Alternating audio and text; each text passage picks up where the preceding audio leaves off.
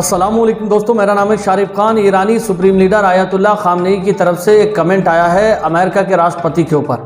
उन्होंने कहा है कि डोनाल्ड ट्रंप कितनी भी ताकत लगा दे लेकिन इस्लामिक रिपब्लिक ऑफ ईरान को ख़त्म नहीं कर सकता, ना ही सत्ता परिवर्तन कर सकता। ये कमेंट आयतुल्लाह खामनेई की तरफ से उस समय किया गया जब ईरान और अमेरिका के बीच में दूसरे चरण की बातचीत चल रही थी परमाणु प्रोग्राम को लेकर। आपको बता दूं कि दूसरे चरण की बातचीत अमेरिका और ईरान की काफ़ी हद तक सफल रही है। ईरान की तरफ से ये दावा किया गया है कि पहले राउंड की बातचीत में अमेरिका ने जो ईरान के ऊपर प्रेशर बनाने की कोशिश की थी, दूसरे चरण के अंदर वो देखने को नहीं मिला। हालांकि ईरान की तरफ से बार बार लगातार ये कमेंट आ रहे थे अगर अमेरिका ईरान को दबाएगा, ईरान को झुकाने की कोशिश करेगा तो बातचीत आगे नहीं बढ़ पाएगी और ना ही अमेरिका की सभी शर्तों को मानकर बातचीत आगे बढ़ पाएगी। लिहाजा अमेरिका इस बात को समझ गया कि ईरान को दबाने या झुकाने से काम नहीं चलेगा। अगर शांति का माहौल बनाना है तो दोनों पक्षों को बराबर सम्मान देकर बातचीत समझनी होगी। मेरे साइड में आप खबर देखते रहे। जेनेवा के अंदर दूसरे चरण की बातचीत कंप्लीट हो गई है। अब तीसरा राउंड स्टार्ट होने वाला है और इस राउंड के अंदर ये अंदाजा लगाया जा रहा है कि ईरान और अमेरिका के बीच में बात उस हद तक पहुंच जाएगी कि अमेरिका और ईरान के बीच में युद्ध ना हो।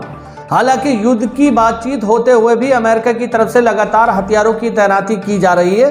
जो युद्ध के जानकार हैं वो ये भी बता रहे हैं कि ये जो बातचीत चल रही है किसी तीसरे देश के माध्यम से इस बातचीत का कोई खास असर देखने को नहीं मिलेगा अगर अमेरिका की तरफ से इसी तरह से उकसावे की कार्रवाई की जाती रही तो। दोस्तों, इसी के साथ साथ आयतुल्लाह खामनेई ने एक हैरान कर देने वाला बयान भी दिया है। आप मेरे साइड में खबर देख सकते हैं। अमेरिका की तरफ से ये दावा किया गया था कि दुनिया की सबसे स्ट्रॉन्गेस्ट आर्मी अमेरिका की है। उस बात को कंडेम करते हुए ईरानी सुप्रीम लीडर की तरफ से ये कहा गया है कि कभी कभी दुनिया की सबसे स्ट्रॉन्गेस्ट आर्मी को भी ऐसा तमाचा या ऐसा थप्पड़ खाना पड़ सकता है कि वो वापस अपने कदमों पर लौटने से भी डरे। ये उन्होंने उस बात को दिखाते हुए कहा है कि ईरान ना तो अमेरिकी धमकियों से डरता है, ना ही ईरान अमेरिका के किसी भी दबाव में आकर काम कर सकता है। अगर अमेरिका के पास ताकतवर सेना है तो ईरान के पास भी IRGC जैसी बड़ी ताकतवर सेनाएं मौजूद हैं और ईरान के पास उसके जो सह कंट्री हैं जो उसके साथ कदम से कदम मिलाकर आगे बढ़ने को तैयार है, वो भी काफ़ी मजबूत देश हैं। तो दोस्तों, कुल मिलाकर अगर हम निष्कर्ष निकालें तो यही सामने देखने को मिलता है कि ईरान और अमेरिका के बीच एक तरफ तो बातचीत चल रही है, दूसरी तरफ दोनों की तरफ से ही लगातार बयानबाजी हो रही है। दोनों सख्त अल्फाज में एक दूसरे के खिलाफ आग उगल रहे हैं। अगर सीधे सीधे कहें तो धमकी भरे अंदाज में बातचीत कर रहे हैं। उधर तमाम मुस्लिम ममालिक की जनता की तरफ से सऊदी अरब के ऊपर ये दबाव बनाया जा रहा है कि ईरान की तरफ से सऊदी अरब को स्टैंड लेना होगा, जबकि तुर्की के राष्ट्रपति तैयब एर्दोगान दोहरी चाल चल रहे हैं। कभी वो ईरान के साथ होने की बात करते हैं तो कभी ईरान पर यूरेनियम का एनरिचमेंट कम करने की बात करते हैं। लेकिन सऊदी अरब के बादशाह ने पहले भी कई बार इस तरह की चीज़ें कही है और एक बार फिर से उनकी तरफ से बयान आया है कि वो मिडिल ईस्ट के अंदर शांति चाहते हैं। केवल इतना ही बयान आया है कि मिडिल ईस्ट में शांति चाहते हैं, ना तो सीधे अमेरिका को दो टूक जवाब दिए हैं कि अगर तुमने ईरान के ऊपर हमला किया तो हम ईरान के साथ में खड़े हैं, ना ही अमेरिका को पीछे हटाने की कोई बात की है। तो इस वजह से दुनिया भर के जो मुस्लिम ममालिक है उनके अंदर रहने वाली जनता की तरफ से पुरजोर तरीके से ये कोशिश की जा रही है कि सऊदी अरब ईरान और अमेरिका के बीच में आए और अमेरिका को पीछे हटने के लिए मजबूर करें। लेकिन सऊदी अरब तो कुछ और ही कर रहा है। यहाँ साइड में आप मेरे खबर देख सकते हैं कि सऊदी अरब की फोर्सेस और सऊदी अरब की टेक्निकल टीम ने यमन के एक शहर को सीज कर दिया है। साइड में आप मेरे खबर देख सकते हैं। मिडिल ईस्ट ऑब्जर्वर ने इसको दिखाते हुए बताया है कि Saudi forces seize strategic Yemen district Al Abr, यानी यमन के अंदर जो अल अबर जिला पड़ता है उसको पूरी तरह से सीज कर दिया है। ये 16/2/2026 यानी 16 फरवरी की खबर है। तो इस समय सऊदी अरब केवल और केवल यमन पर और यूनाइटेड अमीरात की तरफ अपना ध्यान बड़ा बनाए हुए है। उसे नहीं पता है कि ईरान और अमेरिका के बीच में जो टेंशन के माहौल चल रहे हैं उसको किस हद तक डील किया जाए। दरअसल दोस्तों, सऊदी अरब को दुनिया के अंदर मुस्लिम वर्ल्ड का खलीफा माना जाता है। यही वजह है कि जब भी मिडिल ईस्ट अरब कंट्रियों पर कोई आफत आती है तो सऊदी अरब को आगे रखने के लिए, सऊदी अरब को आगे बढ़ने के लिए कहा जाता है।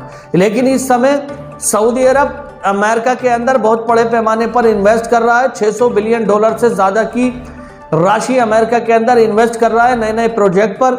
यमन के अलग अलग शहरों को स्ट्रेटेजिक तरीके से सीज करने की कोशिश कर रहा है। यूनाइटेड अरब अमीरात के साथ अपने बिजनेस को बढ़ावा दे रहा है।